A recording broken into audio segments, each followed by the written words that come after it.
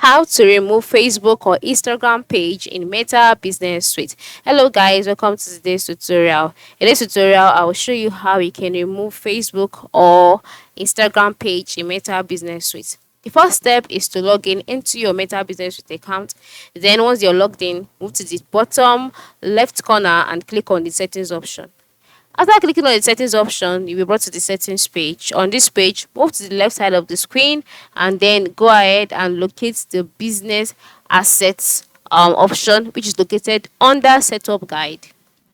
After clicking on business assets, you'll be taken to the business assets page where you will see all of the Facebook page and then the Instagram account that has been added to the account or to your Meta Business Suite account. So the next step is to select the page that you would like to remove. After selecting the page, move to the right side of the screen where you can see the more option button.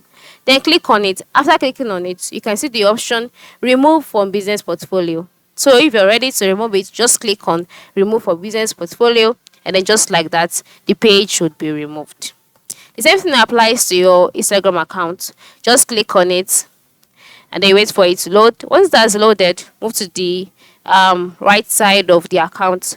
Click on the more option button and click on remove from business portfolio as well. And then the particular Instagram account will be removed. Just like that.